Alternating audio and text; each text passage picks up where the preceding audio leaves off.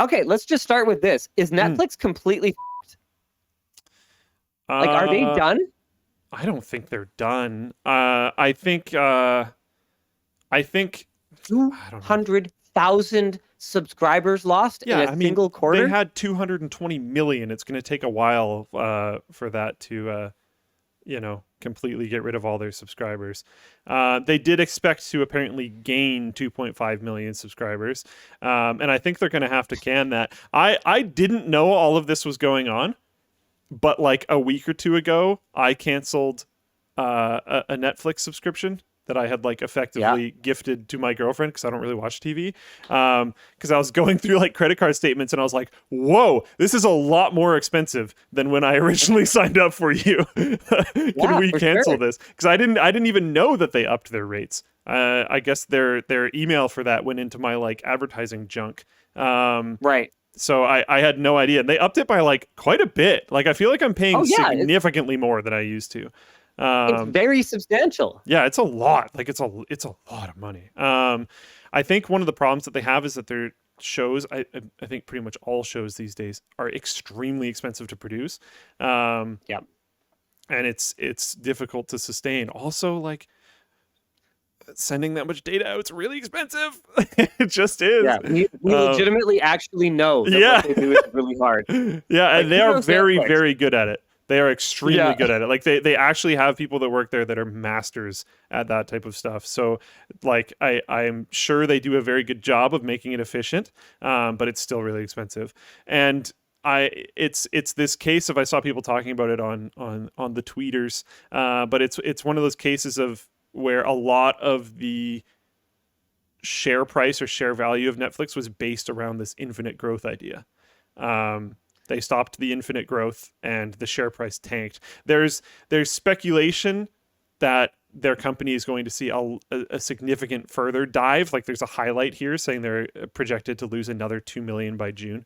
And I think that could be a lot of people are complaining about the shows and the types of shows that are on Netflix these days. A lot of people are complaining, like Well, me, like it's I not had just no that. idea there was any actual things going on. And I canceled it because I didn't realize how crazy expensive it was. But Well, yeah, it's I think tough, right? Because one of Netflix's biggest problems is when you have a subscription model, you have to hook people on something and then you have to keep you have them to keep wanting them. it, right? Yeah, yeah, You have to keep them wanting it.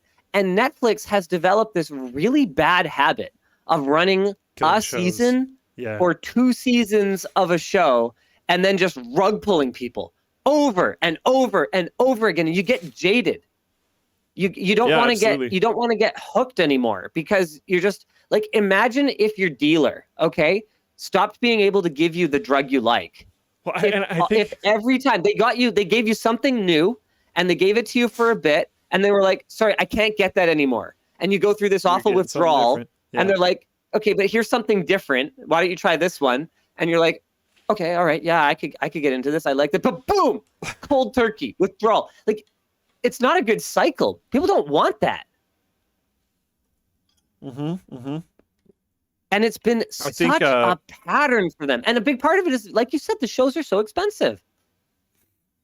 I feel like I've always been a little jaded with TV shows since I was a Firefly fan, right? And that got Mm, canceled when it really shouldn't have been. And ever since then, I'm just like, no. I don't really want to get attached to a show. I don't know. There's Yeah, some like, shows every once in a blue moon, like Kim's Convenience. I actually really liked Kim's Convenience. Um, it wasn't like it didn't blow my hair back, but it was a nice, happy, positive, have in the background while you do other things type of kind of show. Um, but like I don't know, it's just it's very expensive these days, and we're running into. I mean, not to get into this type of stuff, but like inflation is kind of popping off right now. yep. There's that whole like the world runs on a 90-day food cycle thing. The war in Ukraine has been going on for X amount of days. Ukraine and Russia produce such a massive percentage of the world's grain. Overall calories available to the world is going to go down by quite a bit. Inflation's already cranked up. When food prices almost inevitably go up, it's going to be even worse. All this kind of stuff. So like the crunch on people is very, very intense right now. And you have Netflix, which like we can all live without, jumping their costs up very significantly. While I don't know this because I don't watch, but I'm seeing a lot of people argue. I have no idea what the substance behind this is, but I've seen a lot of people argue that the quality of the shows is maybe going down, or maybe the shows that they liked are getting canceled or whatever else. And it's not a feel good time. It's no longer honeymoon period for Netflix. They have a huge amount of other competition.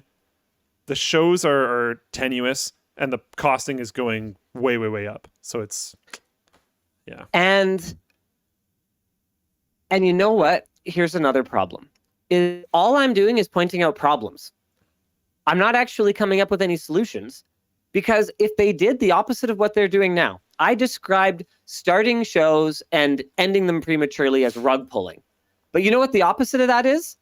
Beating dead horses. It's The Simpsons. Yeah. Apparently The Simpsons is like good this season or something. I haven't watched it yet. I will. Too many seasons. You should end it when it's still good, right? Yeah. Right, exactly. So how is there any way to win? And you know, this is how we end up with how many Marvel movies are we up to? Like 30 movies in a cinematic universe. This is how we end up with the stupid Boba Fett series, which is like, well, people like Mandalorian. I guess we'll just make more of that. Yeah. And so, you know, I'm sitting here going, hey, Netflix, your mistake was to try things and be creative and realize that not everything was going to work. Like, no, actually, that's good. That's a force for good. Crap, right? Like, I don't have a solution for them. I think, and I mean, like, as if I can say anything that's going to be meaningful or impactful to someone who's like currently in crisis mode trying to run Netflix. So my opinion here is probably valueless, but I would argue that I think the costing of a lot of their shows needs to go down so that they become more viable, if that makes sense. If you can produce these shows, because I've heard some of the numbers, I don't remember off the top of my head right now, but I've heard some of the per episode numbers for how much it costs to make one of these shows, and it's huge, like terrifyingly huge. And if they could significantly drop that, like very significantly drop that, which I think they could for a lot of different shows, because you don't need cinematic marvels for every single show that's on Netflix. There could be some more basic stuff, right? Like some of my favorite movies, it's basically like apartment rooms and like convenience stores.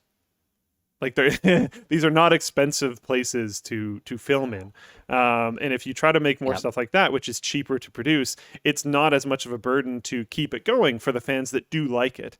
So I feel like they've gotten caught in this trap of like, well, we're always growing.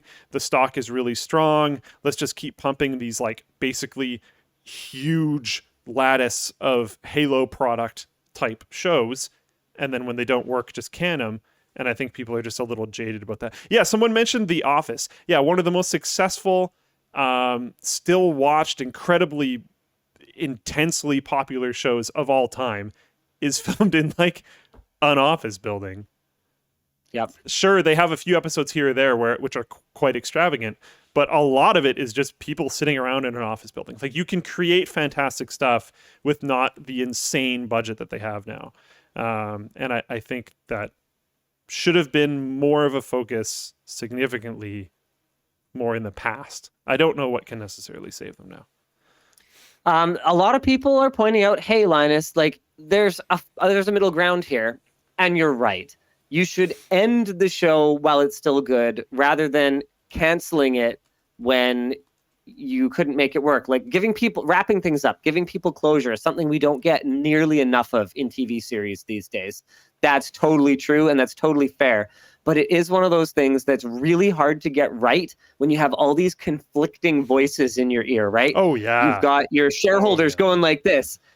I'm sorry, did you just stop making something that is like making tons of money and driving the stock up? And then you've got viewers going, hey, did you just cancel something I still enjoyed watching? And you're sitting here going, yeah, but from an artistic standpoint, this was the best thing to do. Trust me, in the long term, this will be better for you.